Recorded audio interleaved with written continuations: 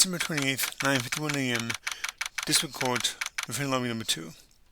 Hello everyone, and welcome back to Phoenix Wright Ace Attorney. I'm actually recording this after I did parts 2 and 3 of the next case after this one, because the footage I had has no audio, no sound or music anywhere in the entire video. Which is odd because when I first recorded the video, I could hear the music just fine. There were no issues at all. So I had to redo this one. But you will see this one before you see the next case, obviously. Anyway, let's get started. This is Judgment Day. Today things are going to consider at last a lot of things. Warg! What's the big idea? Sorry, Nick. I only touched your shoulder. I guess the shock hasn't worn off from my run-in with a stun gun yesterday. Anyhow, today's the last day of the trial. Good luck, Nick. Yeah, thanks, Maya. Edgeworth is looking glum, as always. I hope our comrade doesn't push him too hard.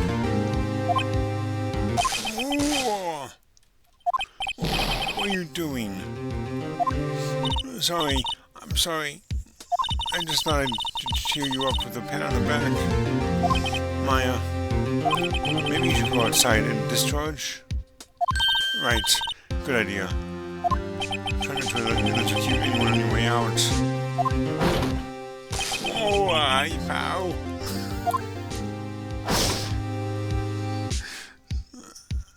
What's gone into that girl? Detective Gumshoe. Morning, Mr. Edgeworth. Good morning. How'd it go, Detective? Have no fear. As promised, I've captured a runaway caretaker. I just brought him in. Took all night, pal. Thanks, Detective Gumshoe. You must be tired. Actually, after that shock I got on the way in, I felt pretty good. Yogi says he's forgotten his own name. That has to be a lie. Why would he want revenge on Edgeworth if he couldn't remember his past? He does remember, and I'm going to prove it.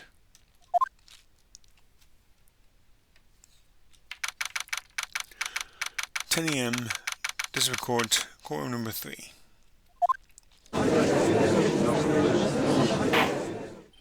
Court is on session for the trial of Miles Edgeworth. The defense is ready, Your Honor. The prosecution is ready. Right. Very well. We have reached the final day of our proceedings in this trial. I ask that the prosecution submit decisive evidence.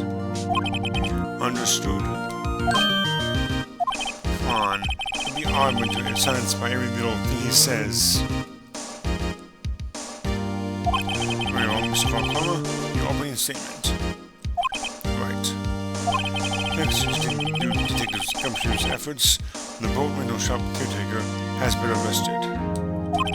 In yesterday's trial, the defense asserted that the caretaker was the murderer. However, the caretaker has yet to confirm this. I would like to ask the defense to cross-examine him as much as necessary. Very well. Please bring your witness into the courtroom.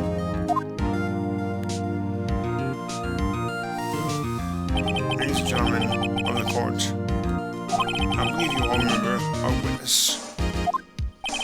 He lives in the boat window shop on the lake, from where he witnessed the incident. In addition, he has currently lost memory of his name and identity. Witness, why did you run away yesterday? Objection. The witness was not running away, as you now testify. I see. Very well, please begin your testimony.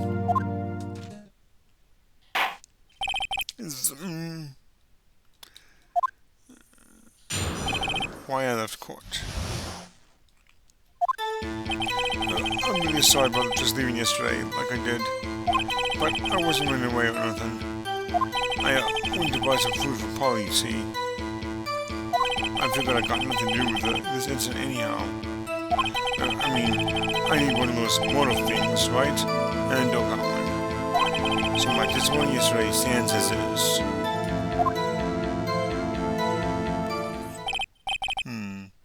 Very well. Let's begin the cross-examination, shall we? He has to know his name. Yanni Yogi. You're Yanni Yogi, and I'm going to prove it.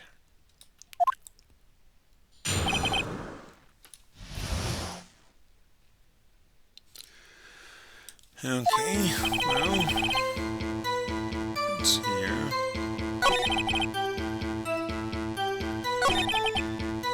I doubt that. Oops.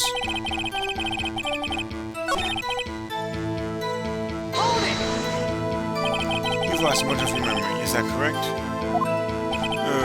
Yep, seems like it. And how do you know that you didn't have anything to do with this incident? Or maybe you were lying about not having your memory, You know exactly who you are. The witness has testified quite clearly that he has no memory of who he is. If you claim he's lying, then show the court proof. How am I supposed to prove what's going on in that old Carter's head? That's impossible. I'm glad you've come to your senses, Mr. Wright. Very well, witness. Please continue.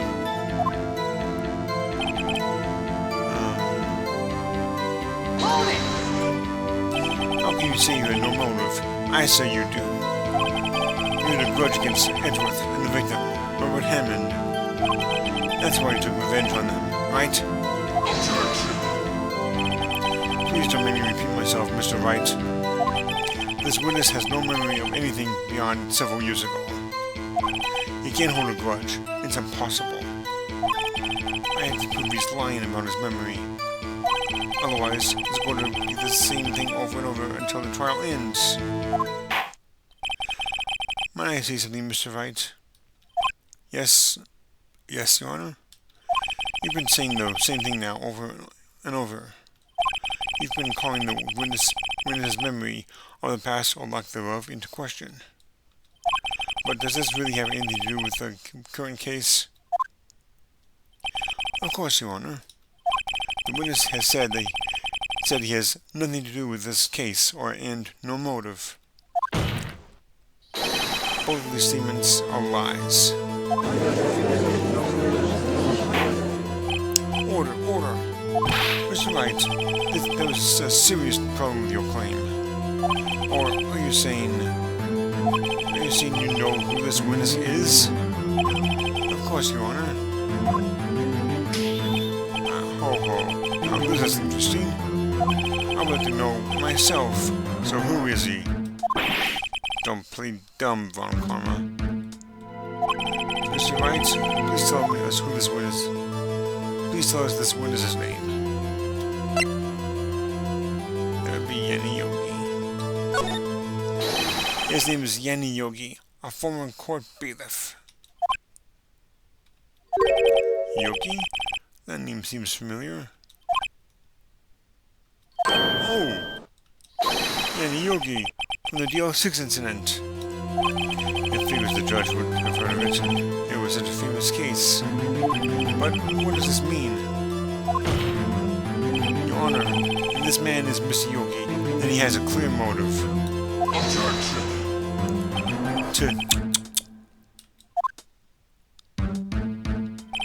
Coming to conclusions again, Mr. Wright. This witness, is Yanni Yogi? Fascinating. However, how do you propose to prove this to the court? This is the court of law, as you may call. You need proof. And allow me to repeat, once more, that the witness has lost his memory. This is it. I have to do this now. If I can't prove he's Yogi right here, right now, then I've got nowhere else to go. Nick, how are you going to prove it? How can you prove that he's Yanni Yogi? It's okay. It's actually quite simple. Your Honor, please see this man's fingerprints. Then we'll compare them to the fingerprints on file for Yanni Yogi 15 years ago. I see. That makes sense. Huh? I'm so very, very sorry, Mr. Wright. Why? The witness has no fingerprints. Well, isn't that convenient? What? What? No fingerprints? You see, before I worked as a caretaker, I worked at a chemical plant. I burned my fingers working with the stuff. Yup. What? Yogi, you sneak. You burn your fingerprints off to hide your past. Well, if the witness has no fingerprints, I guess we won't be able to prove his identity. No. Well, what will we do, Mr. Wright? It seems that the case has been decided, no? No. I know what happened. I know everything. I just can't prove it. But no. I can't let it in like this. I can't lose. There has to be another way. There is no one who can testify as to who this witness is. No one. Nick, what are we going to do? I didn't even consider that he might not have erased his fingerprints. What do I do? Well, Mr. Wright, perhaps you'd like to cross-examine his parent for a little comic relief, Yeah, very funny. You're a sore winner, Mr. Karma. Wait a second. Cross-examine his parrot? What is it, Nick? No, you're not going to. Your Honor? The defense would like to take Mr. Von Karma up on its proposal.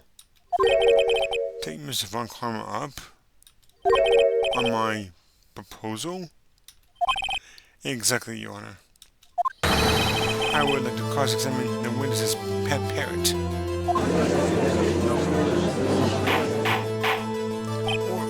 Order. Well, what do you think, Mr. Von Karma? You didn't even ask?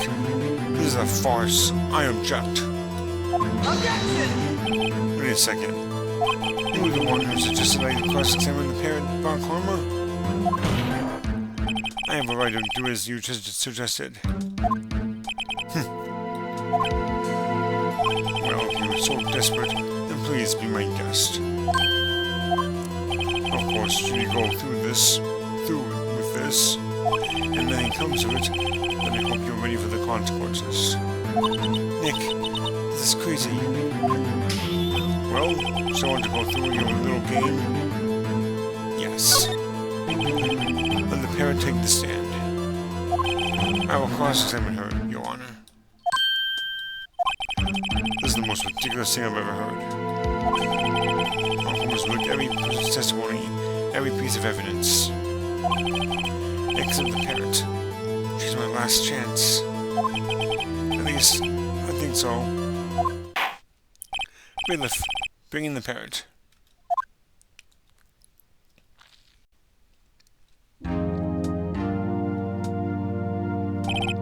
That's quite a bird. Please tell us your name. Name.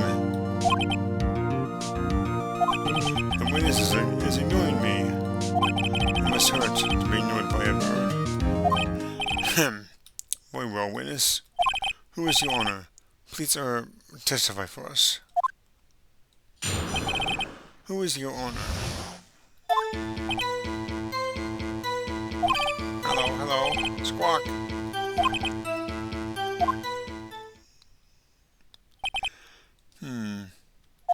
Certainly the most concise testimony we've had so far. Very well. Begin your cross-examination. Right. What are you going to do, Nick? I don't know.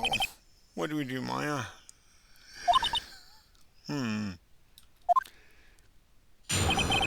Who is your owner?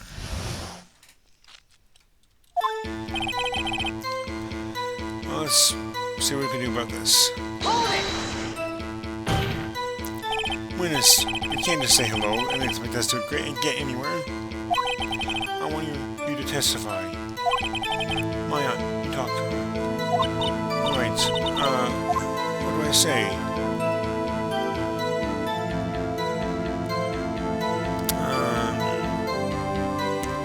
Let's call it this one.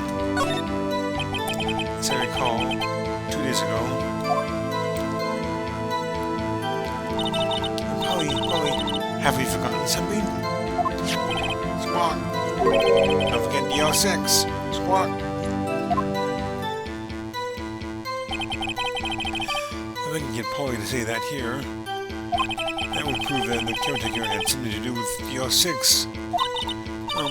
Polly, have we forgotten something?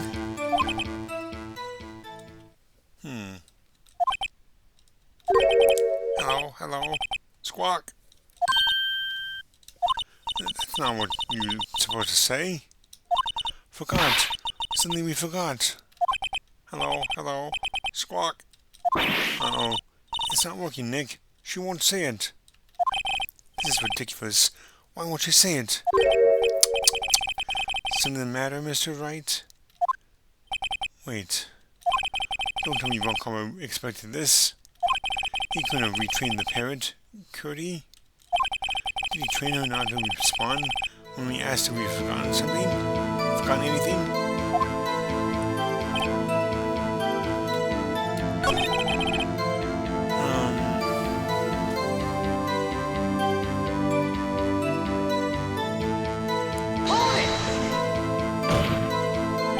Goodness, you can't just say hello and expect us to get anywhere. I want you to testify. Why don't you talk to her? Right. What do I say? What's her name? Maybe I should get her to say her name. Polly, what's her name? Polly, Squawk. Mr. Wright, I think we've established this parrot's name is named Polly. Does this have anything to do with her owner's identity? Of course it does. Yes, it does. Ha! Fascinating. You claim that the parrot's name will prove her owner's identity? Then show us this proof. Nick, don't you think you're taking this bluffing a little too far? Listen, we're not here to answer the question of who is the caretaker. We're here to prove that he is Yanni Yogi. All I have to do is tie the name Polly to Yogi. Your Honor, the proof is that the parrot's name reveals the caretaker's identity is the DO6 case file. To be specific, the suspect data.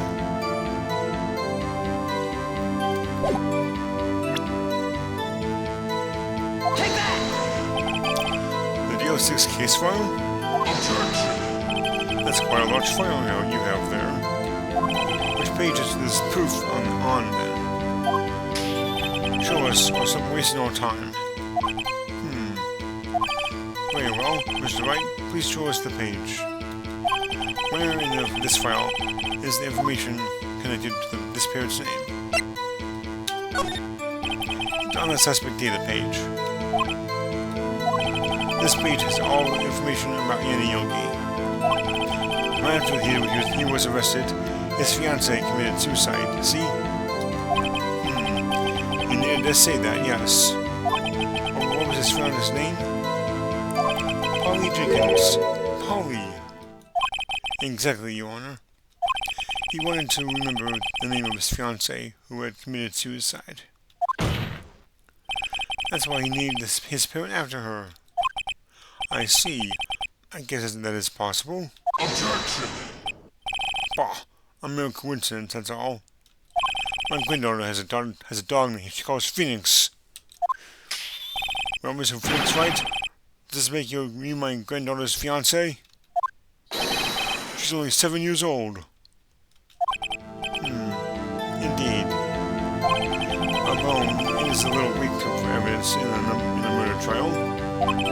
We need some other corroborating evidence. Where am I going to find that? Nick, we're getting closer. One more. If we can just get one more piece of evidence. Right. But what? Very well, witness. We may continue. Let's press this one more time. Hold it! Okay, I'm not going to repeat that one. What's the save number? That should work. Maybe I'll get her to say the number of that safe. Huh? The safe? Why? Let's just try to get her to say anything, okay? Probably, what was the number to the safe in the shack? 1228. 1228. Mine, what a reckless parrot. Well, Mr. Wright, you aren't claiming that this number has something to do with the caretaker? Actually, it does. Actually, it does. That's why I had her say it. Ha! Ridiculous. How can the number to her safe tell us who the caretaker is? Show us your proof. What could possibly link this number to the caretaker's true identity? Well, of course, the DO6 case file again. In this case, the case summary. Look at the date. Oops. Take that! The DO6 case file? What is this obsession you have with that case? Mr. Wright, where in this file is something relating to that safe number? It's on the case summary page. The case summary? Specifically, the date on which the DO6 incident occurred. The date of the incident? December 28th? Why, that's today's date. 15 years ago. And the number on that save is 1228. Ah.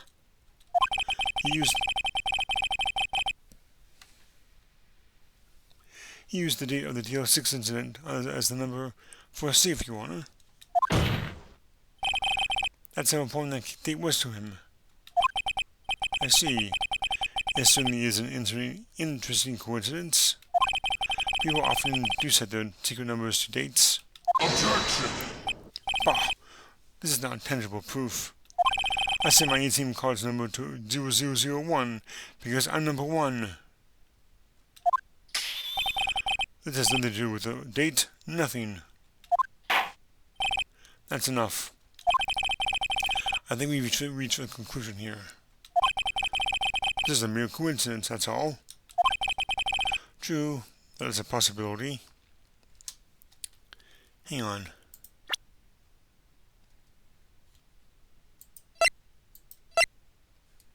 Where's the music? That's really weird. However, two coincidences at the same time seems more like a pattern to me. What are you saying? Summon the caretaker of the boat shop.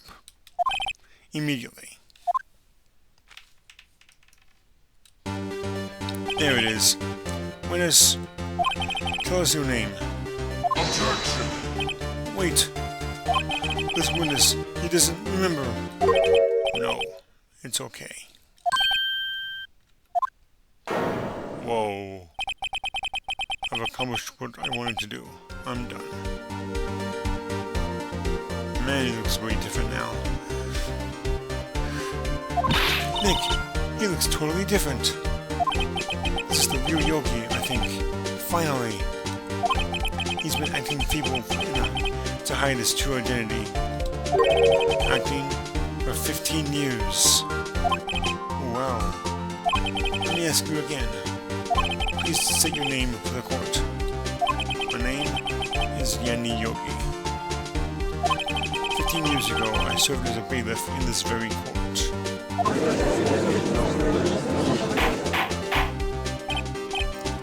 Order! Yanni Yogi. So it wasn't you who killed Robert Hammond? and try to frame Miles Edgeworth for his death?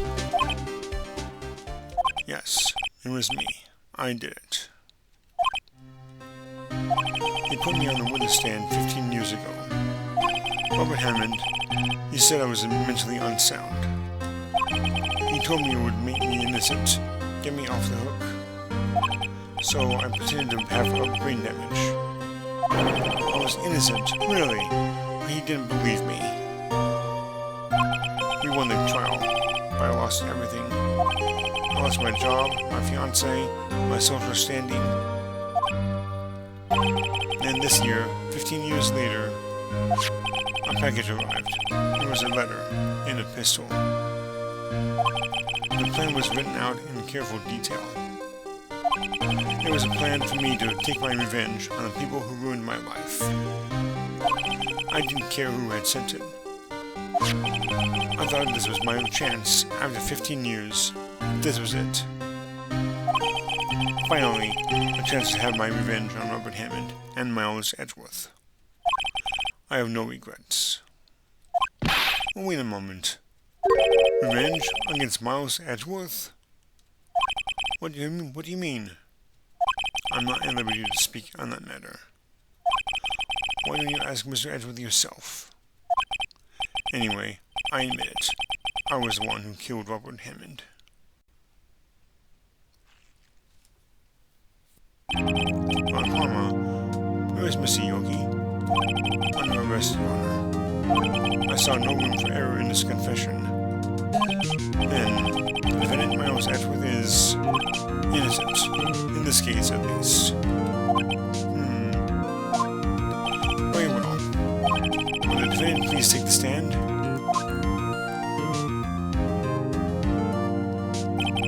There were a few mysteries left unsolved. Still, you have cleared up suspicion of this particular case. So I would like to pass judgment on the murder of Mr. Robert Hammond. Any objections? I don't believe it. Why isn't Valcomber saying anything? Very well. This court finds the defendant, Mr. Miles Edgeworth, not guilty.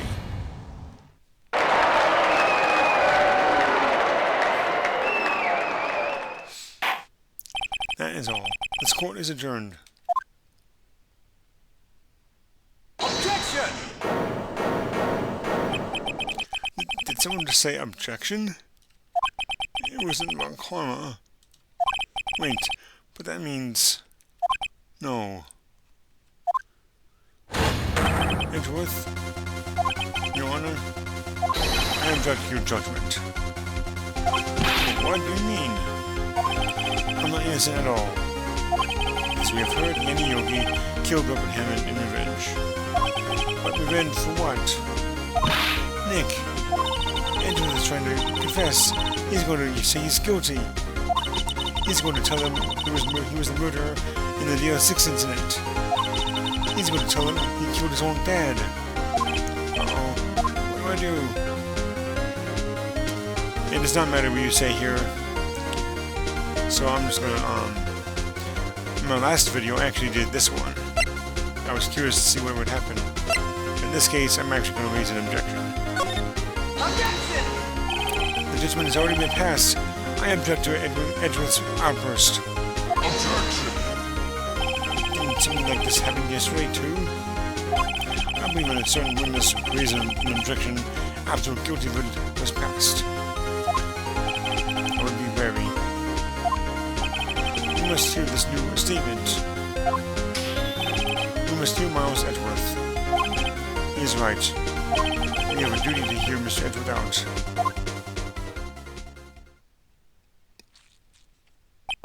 For 15 years, I have had a recurring dream. A nightmare. It's only a nightmare. That's what I told myself. But now I know it wasn't a dream. And Yogi wasn't the killer. You mean in the incident when your father died?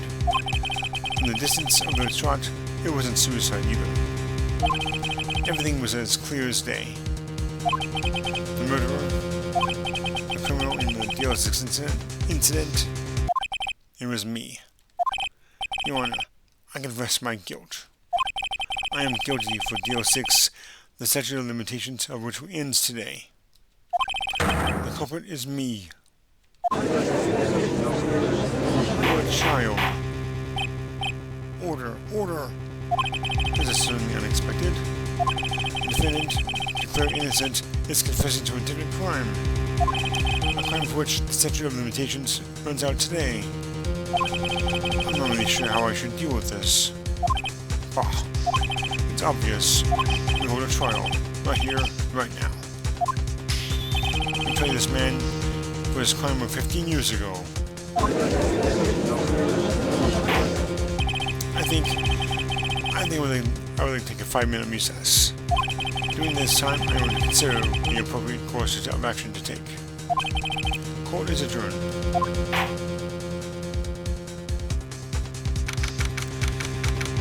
2:24 p.m.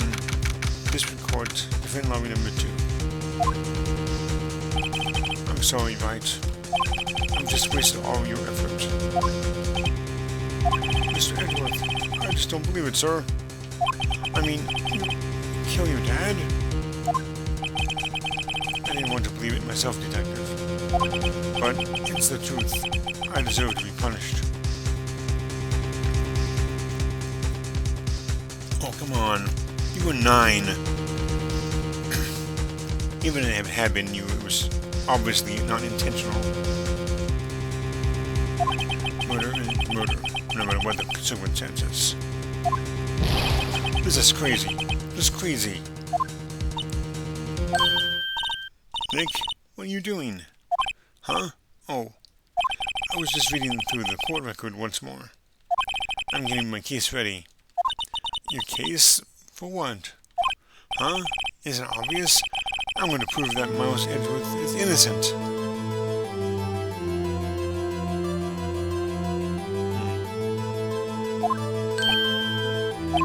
What are you talking about, pal? You just admitted to it. You confessed that you did it. In court. I'm sorry, Edgeworth. But I don't believe you, nightmare. What? It's just a dream. It's not real. The truth is right here in this court record. In any case, tighten your belts. The real fight is just beginning. I'll prove you're innocent. Trust me. Right.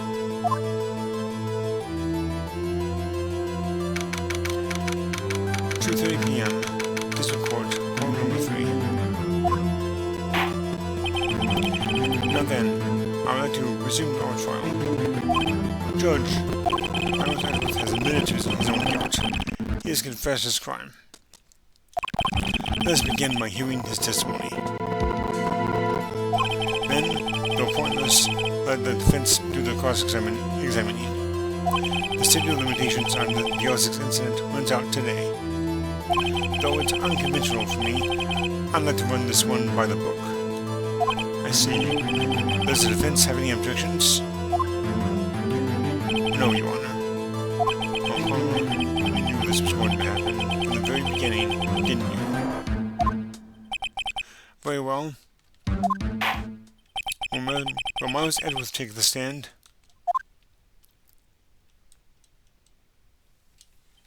Will the witness state his name and profession? Miles Edgeworth, I am a prosecuting attorney. Mr. Edgeworth, 15 years ago, you mistakenly killed your father, Gregory Edgeworth. Is this correct? It is correct. And testify about this matter to the court. When Edgeworth was telling me about this dream yesterday, I noticed something. One detail didn't quite fit. That would be the key, but only if I could get it to work. Please, please. The DL6 incident. That day, I had gone to the courtroom to observe one of my father's trials.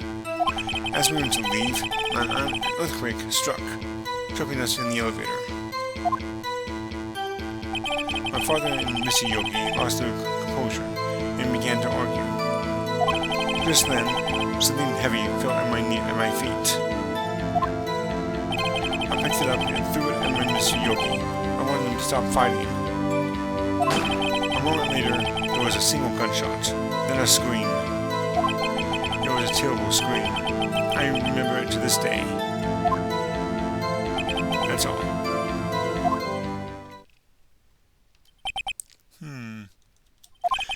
And until now, you thought this memory was a dream? We were stuck in that elevator for 5 hours. The oxygen in the elevator ran out, and I lost my memory of the events. Bah, the same claim Mr. Yogi has made. Very well. Mr. Wright, your cross-examination, please. Yes, Your Honor.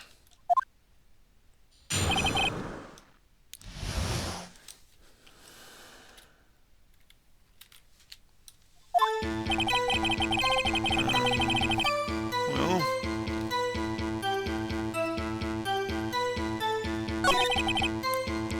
let's see here.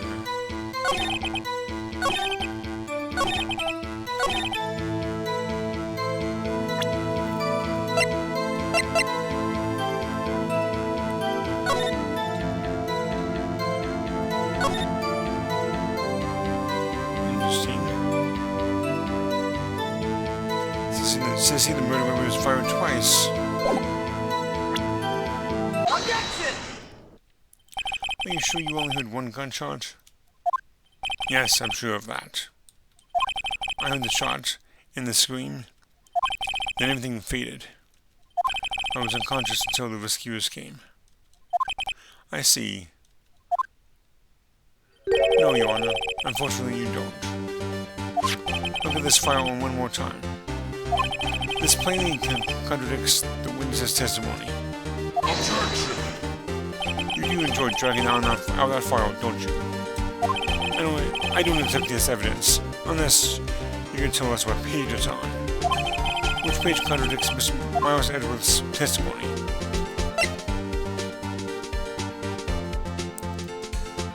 The victim data.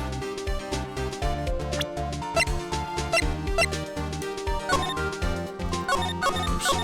Right here.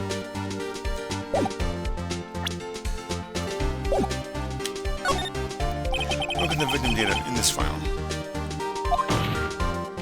It says it quite plainly, the murder weapon was fired twice.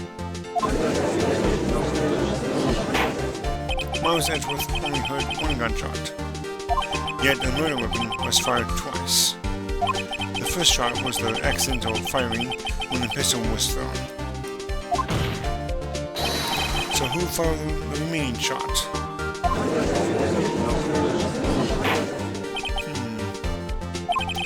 Was there perhaps another shooter who fired that second shot? Your Honor, as I'm sure you are aware, this incident occurred 15 years ago. The evidence is dated. The pistol did fire twice. However, we do not know when that second shot was fired. It might have been fired the day before the incident. There was no proof that the second shot had anything to do with this incident. What? I see. You do have a point, Mr. Wright. The murder weapon was fired twice, as we have heard.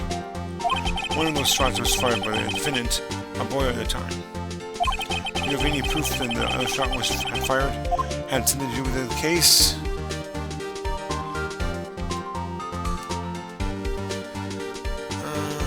I believe so. Yes. Your Honor, I think I will be able to show you proof. What? Impossible. No, Mr. Von Karma. Save your surprise for after you've seen the evidence. Well, Mr. Wright, show us your proof. Do you have evidence that the second firing of the pistol is related to this incident? Let's see here.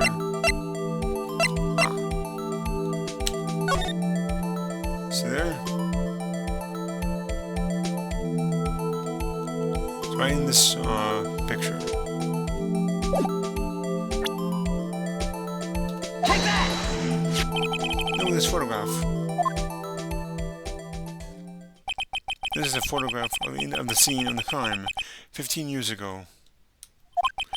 I can see the victim lying there is Gregory Edgeworth. This proves the murder weapon was fired twice at the time of the incident. This photo proves it. So let me get this straight. This photo proves 2 shots were fired? Where? Your Honor, please get a clue. Show the judge the contradiction in the photo.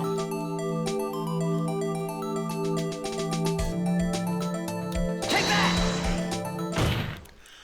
As should be obvious, then the contradiction is here. I see a bullet hole in the door. Your Honor, Gregory Edgeworth was killed by a shot from the pistol. Yet there was also a bullet hole in the elevator door. You also know that the murder weapon was fired twice. Thus, someone other than Edgeworth fired that second shot. Oh, order! Mr. Wright, what are you driving at? It's simple, Your Honor. At the time of the incident, 2 shots were fired. One went into Gregory Edgeworth's heart. The other hit the elevator door. Remember that the defendant lost consciousness after the shot he fired rang out. In conclusion, we must agree that the second shot was fired by someone else. Mr. Wright, but who could that someone else be?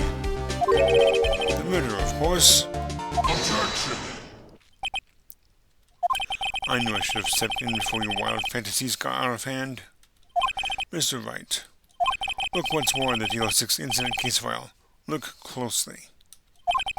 Try the case summary page. The case summary is on page 1. Look what is written there. Not a single clue was found on the scene.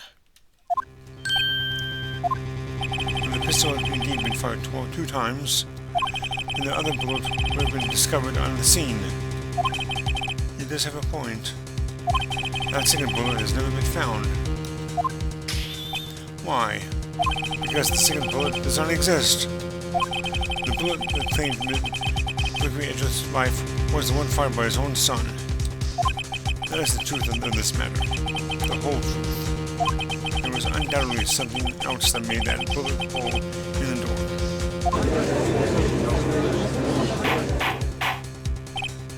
Order. I will have order. Mr. Wright has proven one thing to us quite clearly. That the murder was fired twice at the time of the incident. However, as Mr. Vulcomer says, the second bullet fired was not found. It is highly unlikely that the police merely overlooked the second bullet. So all we have is the single bullet fired. I'm afraid I have to discount the defense's claim. I praise the judge for his wisdom in this matter. God, how did this happen? I don't believe that the second bullet didn't exist. Was I wrong? Have I been wrong about this whole incident? What are you doing, Nick? Why don't you raise an objection? I'm sorry, Maya. What? It looks like I was wrong. Nick, if the second bullet wasn't there, then all my conjectures are for nothing. No, you said it. You do it, Nick. You said you'd get it with declared innocent. I'm sorry. It's just, when I saw the photograph, I thought that the 2 shots had been fired. I was so certain of it. I thought I'd won. I thought there was another person, someone else who fired the killing shot. But now, I was wrong to think it could be that simple. This case has just stood unsolved for 15 years. Nick. Well, it seems that we have finally cleared up this incident. Only one bullet was found at the scene of the crime. That shot was fired by Miles Edgeworth. Precisely. I would like to ask one thing of Miles Edgeworth, before passing my verdict. Have you been paying attention to the trial so far? Yes, Your Honor. Do you have any objections? No. No, I do not. So you killed your father, though that was not your intention? Yes, I did. Oh no. He's accepted the guilt. Very well. The statute of limitations on the murder of Gregory Edgeworth runs out today. Therefore, I must pronounce a verdict on the defendant today, right here. Right now. Indeed. Does anyone have any objections? I've been here before. It's just like my first day in court. There were so many things I know I should be saying. But my mind's gone blank. I can't find the words. Mr. Wright?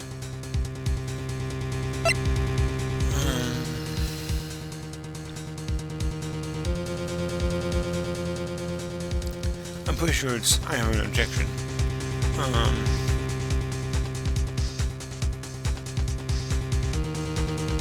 Give me one, please. Well, I don't think it actually matters what you say here. Ordinarily I would say I have an objection, but according to my guide, it actually does not matter. So, out of curiosity, I'm going to choose this one. I did save it off a bit ago when I paused it, when I paused my recording. So, just in case that we get a guilty verdict, I'll be able to reload it from there. Everything I thought I had has been squashed. This is really the end. Edgeworth, I'm sorry. I closed my eyes. What was it that I had been doing all this time? Was it my whole life leading up to today? But now that I'm here, I know I failed. Mia, I'm sorry.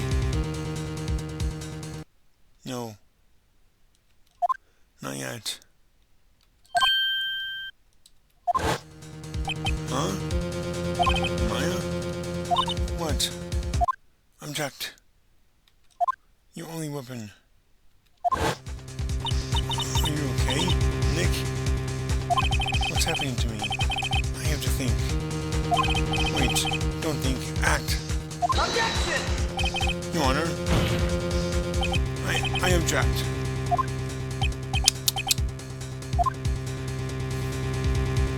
Mr. Wright, on what grounds do you object, Oof. Nick. I don't know. This case is perfect. Oh no. Ah. It must exist. The second bullet. What? What did you just say? Nothing. The second bullet must exist? But where? Someone took it. It seems to me it's not going to produce us any answers from Mr. Wright. Oh, Your Honor.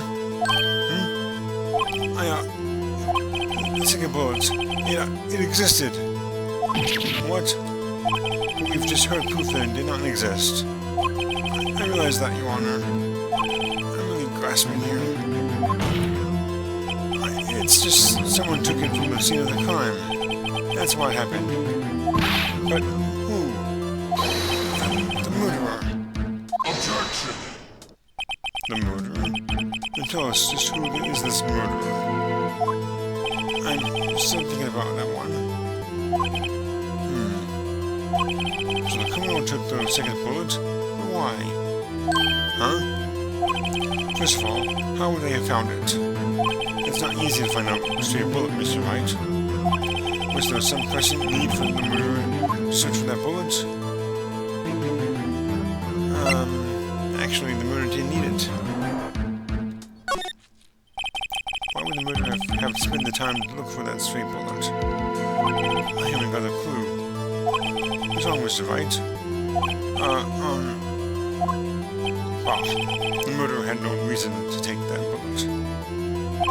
You don't want to admit it, but it's true. Look. Had to take it. Had to take it. Murder? What does that mean? You're thinking too normal. Think crazy. Don't think why the bullet was taken. Think why the bullet had to be taken. Mr. Wright? Yes, Your Honor? I have no idea what I'm doing.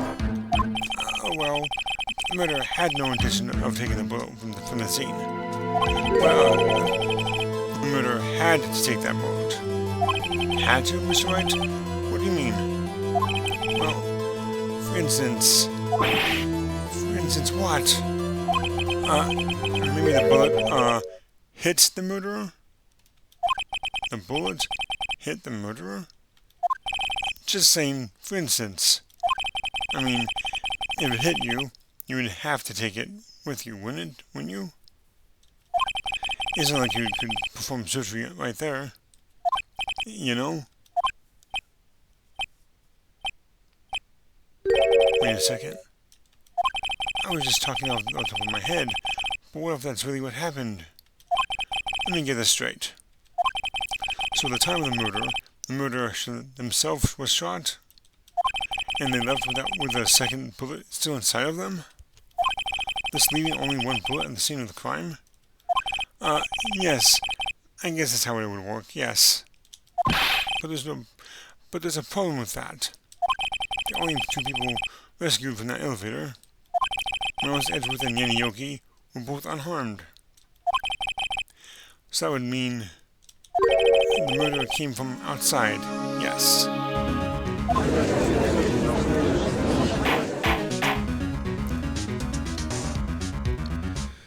The two men fight inside the elevator. Trying to stop them, the boy picks up the pistol in his feet and throws it. The pistol discharges, and the bullet goes through the elevator door and hits the murderer outside. The boy loses consciousness. Then the murderer opens the elevator door and sees the men inside.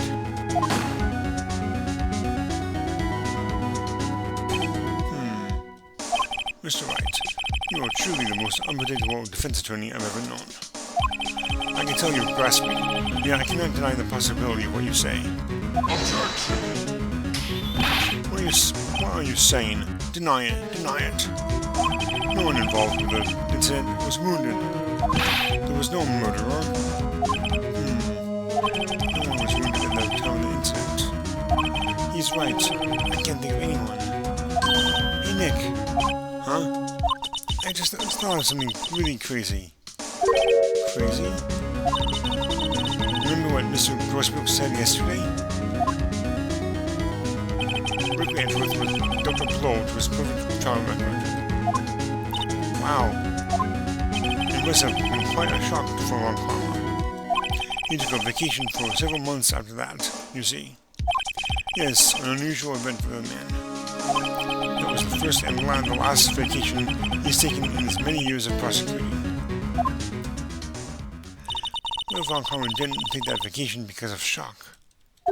What took it because he was injured? Which would mean, it could only mean one thing. He was the murderer in the Deal 6 incident. He was the man who shot Rick Edgeworth. It was Von Karma. Oh man.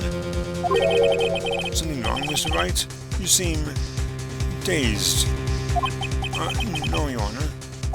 Well, you have indicated the possibility that the murderer came from outside. Can you give us the name of your suspect? Uh-oh. Should I come on and say it now? Say it now. Your Honor, there was a suspect. One lone suspect. Well, this is certainly interesting news. Well, Mr. Wright. Who is your suspect? My hands are shaking. For what? Von Karma. Von Karma?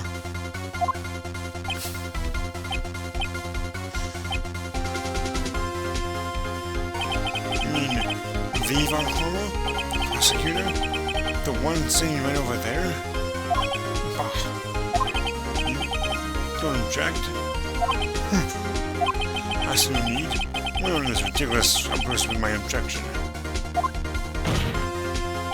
Because you took a vacation for several months, starting the day after the incident.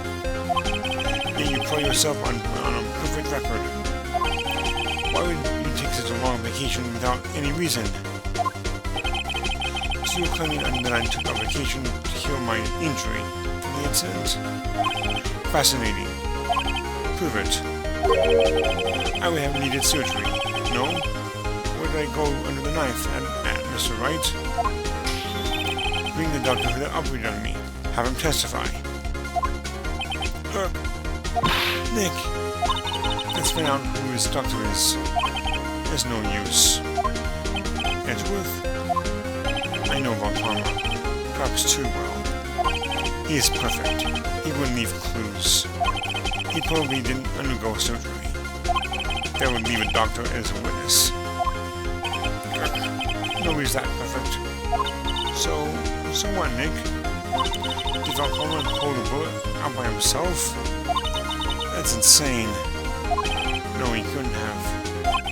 You can't just pull bullets out of yourself. Wait. What does that mean? That bullet has to be somewhere. But where? Oh, Mr. Wright. Can you produce evidence to prove that I was shot?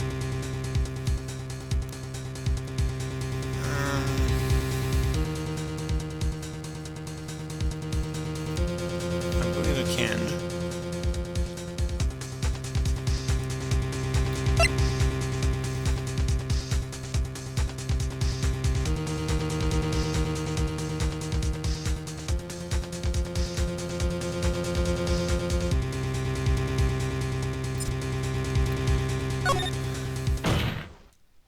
Alright, Von Karma, I'll prove it. You don't even use evidence. I know you like it so much. What? The evidence that proves that Von Karma was shot is... metal detector. Take that! Von Karma is perfect. He wouldn't risk surgery, leaving an evidence trail. So then I ask, where is that bullet now? I think it unlikely that Von Karma performed surgery on himself. You don't mean... I do. There was the possibility that the bullet is still inside Von Karma.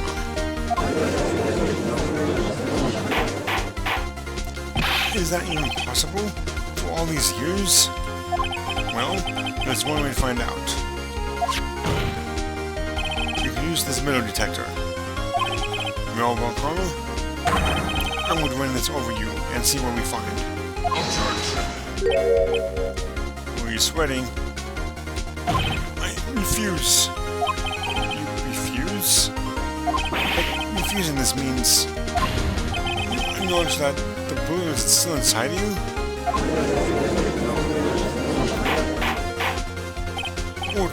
Order! Your Honor, the defense requests that we be allowed to use the metal detector.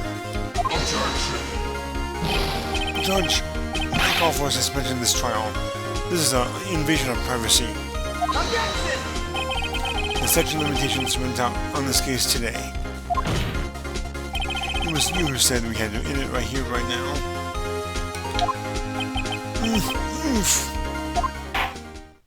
Enough. I permit the use of the metal detector. Mr. Von Karma, you will submit yourself to testing. Nick, what does this mean? I don't know, but we have to give it a shot.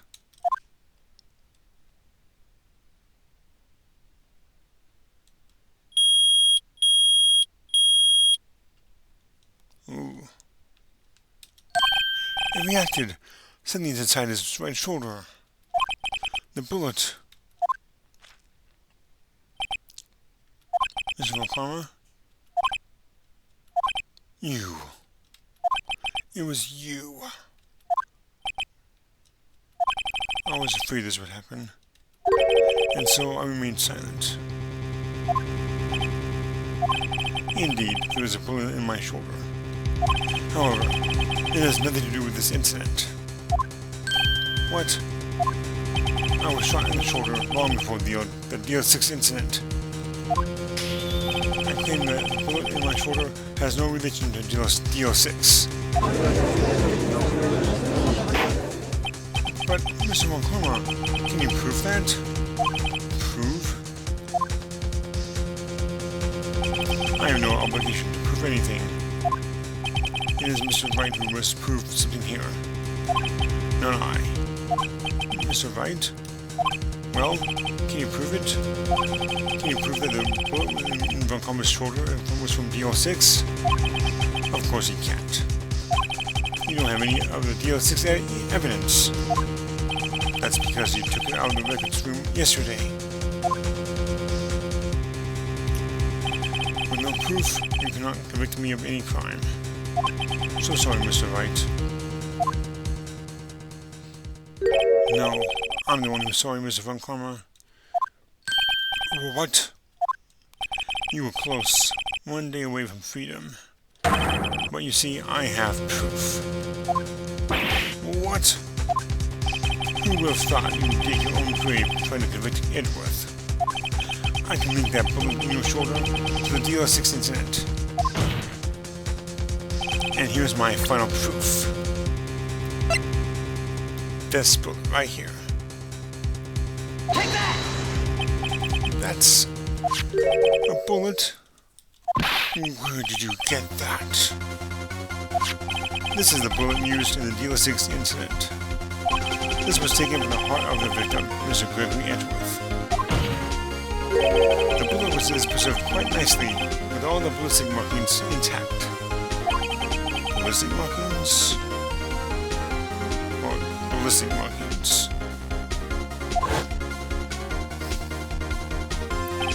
You may recall the term. It came up in the first trial 2 days ago. Ballistic markings are the fingerprints of a weapon.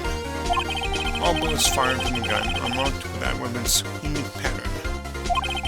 By examining the markings, you can tell which weapon fired the bullet. It's quite accurate. We have 2 bullets in our possession. One, the bullet removed from the Gregory Edgeworth's heart. The other, Mr. Moncoma, is a bullet buried in your shoulder. We can analyze both bullets. Then, if the markings matched, we would know that both bullets had been fired from the same gun. The very same pistol, in other words, the murder weapon that killed Gregory Edgeworth. Miss Von Karma, you will let us move the bullet from your shoulder. We will compare the ballistic markings to those on this bullet, and solve this case once and for all. Well, Mr. Von Karma? No.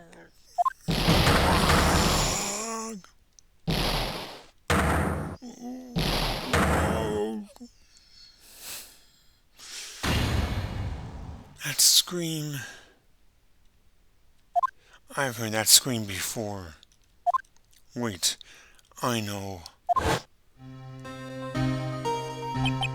Help! I can't breathe! Quiet. I said quiet. You're not making this any easier. Stop breathing my air. I'll stop you. Stop breathing my air. Get away. Get away from my father.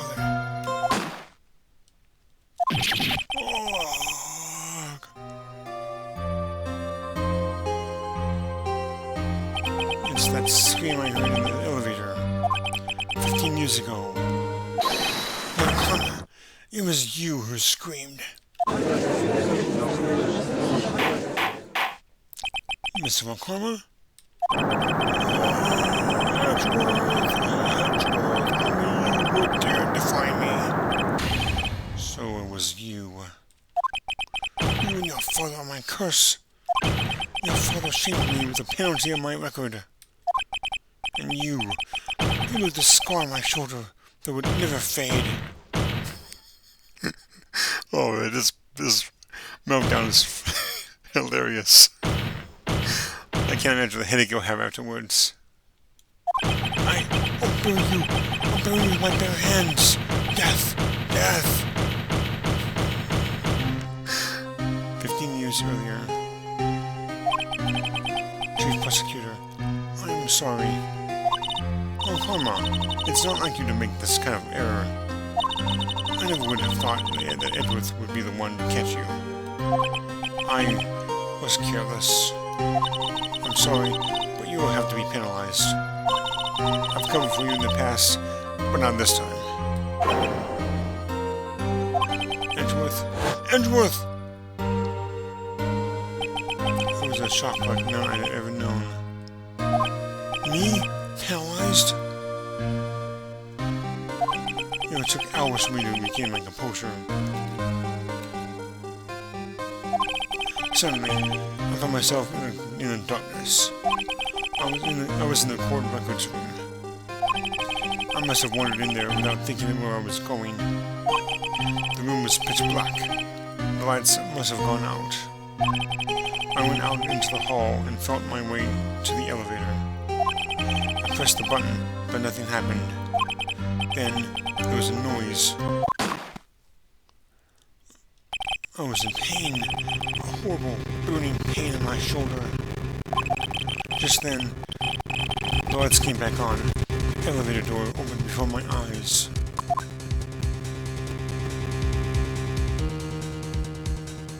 I saw 3 people inside, all lying unconscious from oxygen deprivation. Much to my surprise, I pressed away my feet. I knew then it was destiny.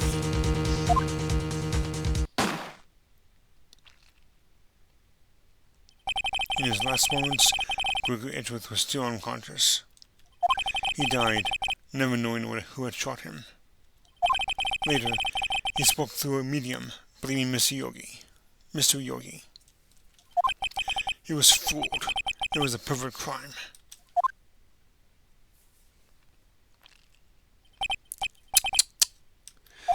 Who would have thought another named man would have come to open that elevator door? Judge, what? What are you doing? Do your job. Bring an end to this miserable charade. Now, end it. Very well.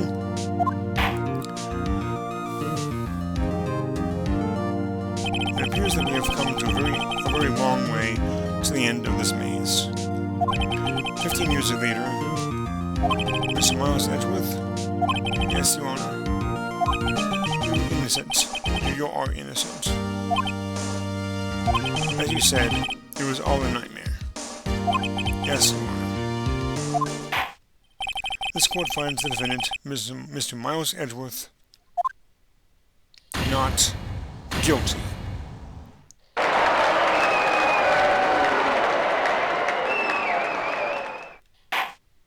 That's all. This court is adjourned. Well, 5:38 p.m. District Court, Defendant Lobby number 2. Nick, we did it! Did you see his face? Oh, Carmel looked even paler than usual. He's pretending to be all cool, but inside you crushed him, Nick. Crushed! I gotta say, I'm impressed. It was pretty close, though. I was sure we'd had it. I know, I was in the verge of tears the whole time myself. But now it's all just a good memory. So it's finally over, Edgeworth. Right? Yeah? I'm not sure how to say this. I know. Try thank you. I see. Thank you, Wright. You're welcome. I think you could have done better than that. Sorry, I'm not good at this sort of thing. You got a lot to learn, Edgeworth. She's got you there. Whoop! Decent, pal. You fought through just like I thought you would. I'll never forget this. I owe you one, pal. And tonight, let's party. Dinner's on me. Yeah, my salary went down a bit this month. But who cares? See, Mr. Edgeworth? You should take a lesson from Detective Gumshoe. That's how you say thank you. I see. Ahem. Whoop. I feel foolish. Don't worry. Take it a little at a time. You'll get used to it. It's been 15 years since I've seen Edgeworth this unguarded. Hey, y'all. Lotta. Y'all were great in there. Thank you. Yo, Edgeworth, congrats. Thank you all very much. I know you were innocent from the start, of course. Just look at you. You wouldn't stick your hands in the cookie jar even if no one was there. You were the witness on the first day of the trial, weren't you? Yeah, well, let bygones be bygones, eh? Speaking of which, what are you doing now, daughter? For me? I went back to college. I gave up trying to be an investigative photographer pretty quick. Really? That's too bad. Huh? Isn't the hot dog guy from the park? Huh? It's over, Nick. My life is over. Why that sad face, Larry? What happens now? Oh, Nick, I'm not long for this world. You don't look sick. It's Fiancée. She's going to live in Paris. Paris, Nick. She's leaving me behind. Should have seen that coming. Yo, Edgy, there you are. Yes, here I am. Congrats, Edgy. Here, a little gift from me in celebration. Celebration? That's unusual for you. Pardon me. Harry Butts, you come along tonight too. My treat, pal. Huh? Thanks. Looking forward to it. Yo, Nick. That's the suit that questioned me. When he says treat, that's not police talk for prison food, right? Right? I think you'll be fine, Larry. Right. Yeah? What's up? That envelope that Larry gave me. It's got money in it. Well, yeah. That's not that strange. People give money away to celebrate sometimes. It's $38, right? Huh. What a weird amount. I mean, it's not a little, but it's not a lot either. $38 exactly? Nick? Was that exactly the amount of lunch money that was stolen from Mr. Edgeworth in school? $38? No. No. Larry, it was you. What are you so surprised about, right? Huh? Larry was absent from that day from school, right? But that doesn't automatically rule him out as a suspect. What? Think back to that day 15 years ago. Larry took the day off. He was bored, so he came into school anyway. He saw the money lying there, and the rest is history. I never was good at history. Excuse me a moment, I need some water.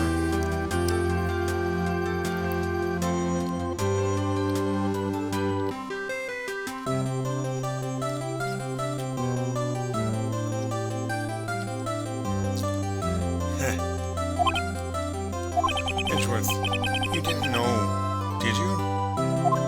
I suspected. I just couldn't picture Larry protecting you like he did that day. Everyone else was saying you did it. The whole class was against you, remember? Yeah, too well. Right. You may not know this, but we used to have a saying back in school. When something smells, it's usually the butts. I know I'm surprised you didn't figure it out. Well, this sure is an unexpected turn of events, eh? Edgeworth. You should have told me. Now, Nick, it was 15 years ago. Don't you think the statute of limitations has run out, Mr. Edgeworth? I'd say so, yes. There you have it. Grr. What does that leave me? I became a defense attorney because of what you did. Because of what you two did.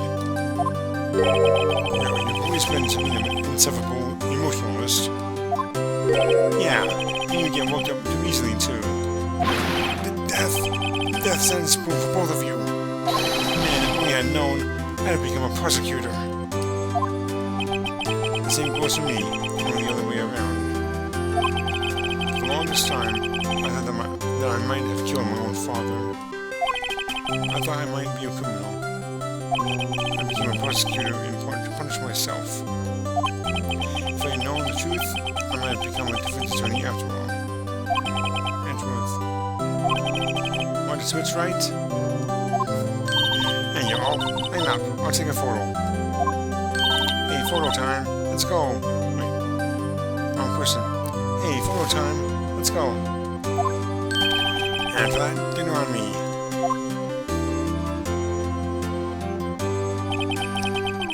Shoe took us out on the town at night. We celebrated Edgeworth's newfound freedom, even though Edgeworth himself was still in detention.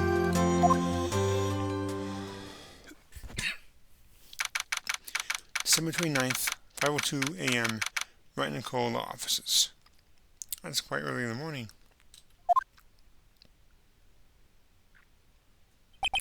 Whoa. I went a little overboard yesterday. My head hurts. Huh? It's still only 5 o'clock. Maybe I should go back to sleep.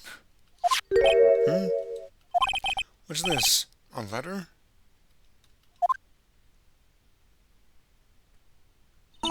Good morning, Nick. You were really impressive yesterday. Seeing you, it made me think about what I'm doing here. I'm a spirit medium, in training, of course. I wanted to help Mr. Edgeworth, too. I wanted to help you. But I couldn't. I was useless. So I decided to go back to my training. I'll become a full-fledged spirit medium, for starters. I couldn't say it to your face, so I left this letter.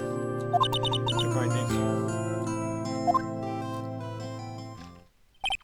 Goodbye? What time is it? Gah! The first trains for the mountains have already left. To the station.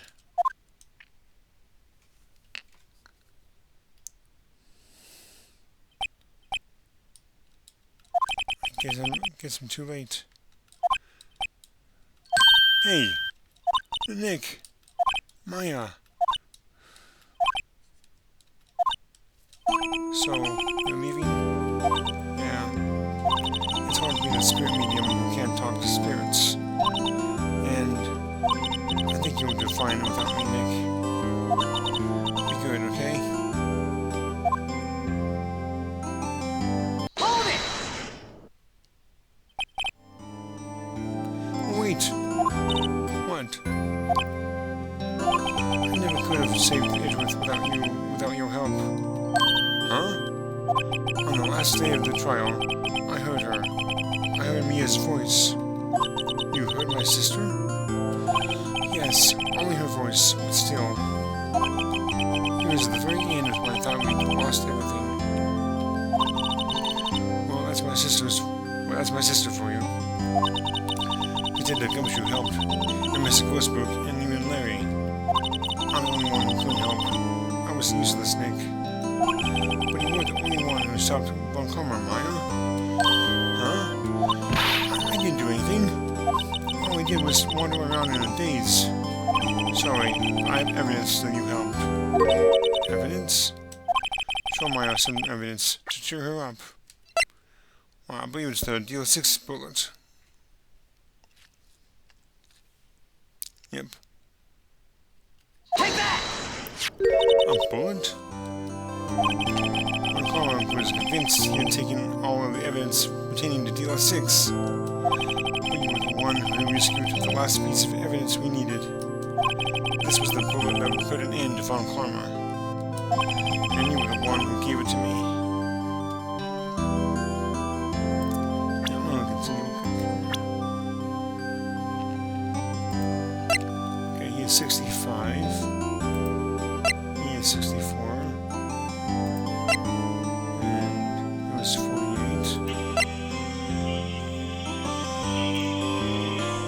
Why is my alarm keep going off? I'm trying to see how the ages here. Okay, so he was 52. That means he was 37 when the Dealer 6 incident took place. Okay, that's all I wanted to know. And you were the one who gave it to me. Nick. Thanks, Maya. I couldn't have done it without you.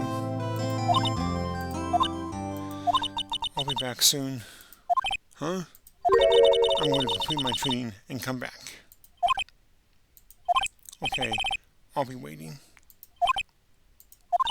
Of course you will. You can't run the office by yourself. You're hopeless. I don't know about that. So, this is it.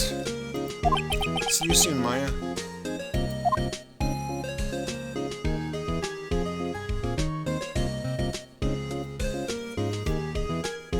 Thanks, Nick.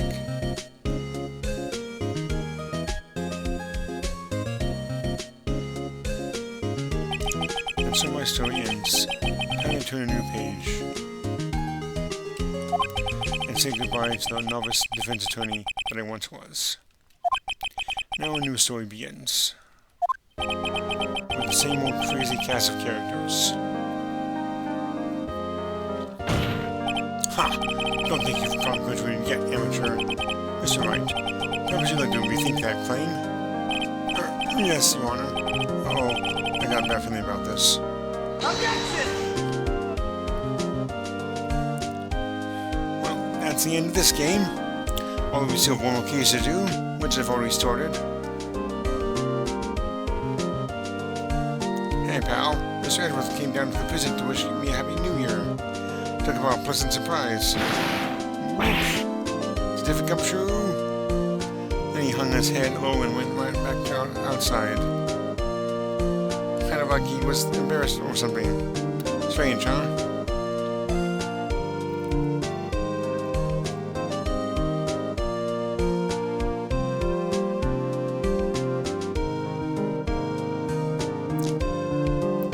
Huh? Nick? No, I haven't seen him today. Lately. For me, I've been working at a cheese shop. That's Missy's. That Missy's a nice lady. But she's not exactly what you call a cheap date. Huh? Oh, she's in Hawaii now, right now. Yeah. It's kind of hard for me to read this dialogue when the code is by itself. Oh, Wright? Yeah, I remember him. I heard he's been busy lately. You know, not ringing my own bell, but I sort of taught him everything he knows. I'm sure he's grateful. Sure you did, Payne. Sure you did.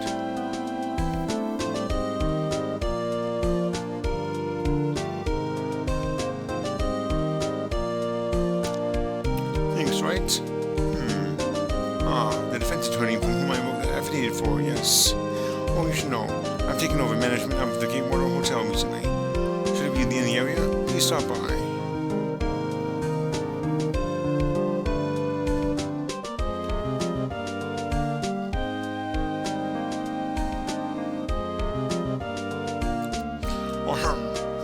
Or it's you. Thanks, Wright? Oh, your smear's understudy, was he not?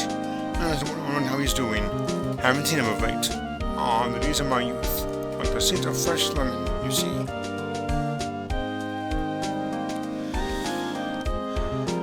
I'm not that good at voice acting.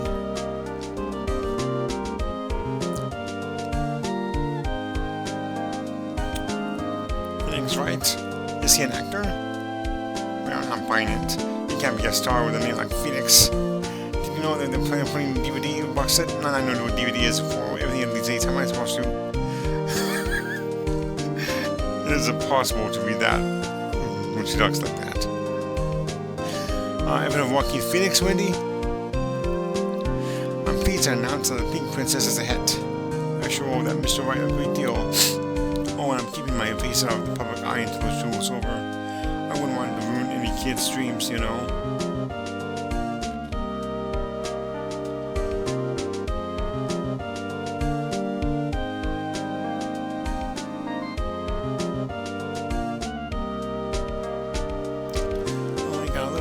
The other day. It sounds like she caught a cold sitting under a waterfall. I wanted to visit, but she didn't have time, so I sent her some Pink Princess trading cards.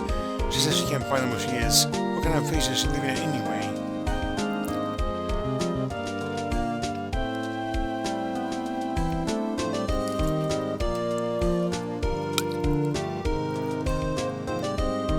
Right, who's that? You want to talk? Let's talk Pink Princess. Alright.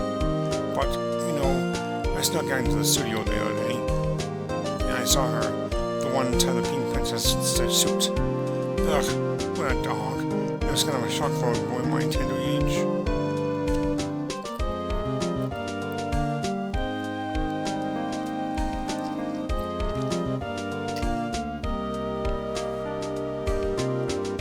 Yeah, I'm Wright, a loyal guy. On me, I'm in training to become a paranormal photographer. You know that picture I took of everyone? Well, just behind them, there's a ghost. For real. Now that's talent. I'm gonna be famous.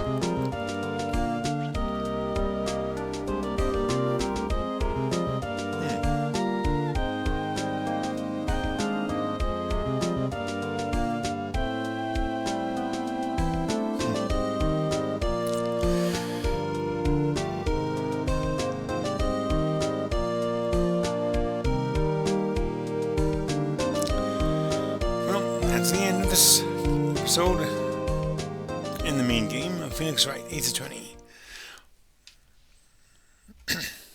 And like I said before, I've already recorded the first 3 episodes of episode 5, Rise from the Ashes.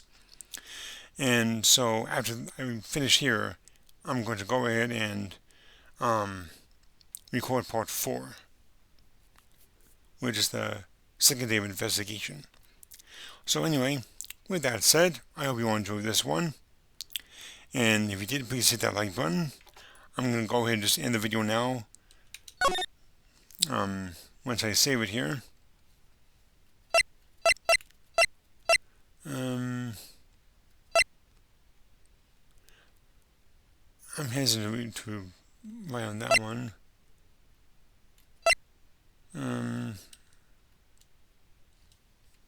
Number 9. Okay. Anyway, go ahead and hit that like button, everyone, and I'll see you all next time in episode 5.